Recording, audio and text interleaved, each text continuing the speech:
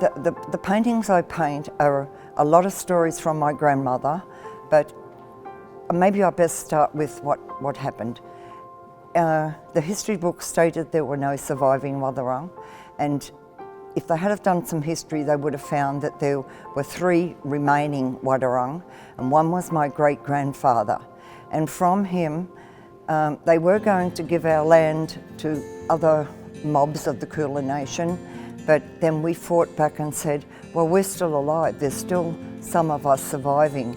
And today, from them people, there's over 400 of us now, and we're still here. So, you know, we have quite a nice family group, the Wadawurrung people, very close people.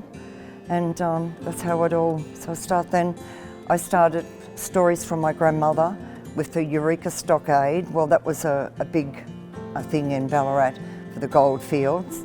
And some of our people, our camp was not far from the stockade. And one of the miners used to live with one of the Aboriginal ladies. And when the fighting broke out in the stockade, some of the miners and children, the miners' wives and children, ran to our camp for safety. And then from there, as the white man moved in, you know, and the animals came, like the sheep and the horses and the cows. We had a plant called Murnong daisy that used to grow, and on the end of that Murnong daisy was a yam, like a potato, that we used to eat. But with all the animals coming, they destroyed our crops, and you know, a lot of the animals disappeared further and further into the bush, and that's where we went. But then once the colonists come, they cut down a lot of the trees, and it was like a disappearing landscape.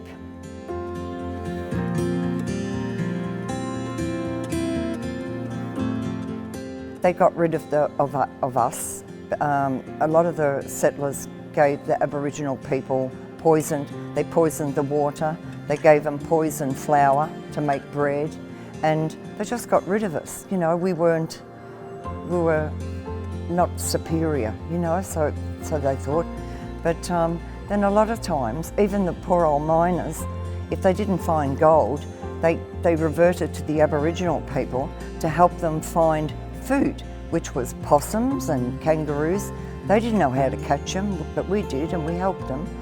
And the gold, strangely enough, wasn't any good for us. We thought it was just a gold thing, but it was too soft for napping, making tools and stuff like that. And then one day, they realised that the gold was important. So what they did, they hired a white man, miner, to get the gold and sell, you know, to take their gold and sell their gold for them. And then what they did, this is another story I have painted, they went out and brought the finest of carriages, the finest of clothes, and they paraded around Ballarat. Yes, that's a true story, yeah. So I painted that 1 year ago. I remember when all the Italians come to Australia, you weren't treated real good either, were you? You know, no, it's like the Chinese. The Chinese weren't treated well at all in the gold rush days, but I remember you all had it hard too. They call you names, didn't they, when you come to Australia? But the thing is, they don't realise that you're the best concreters in the world, the Italians and that.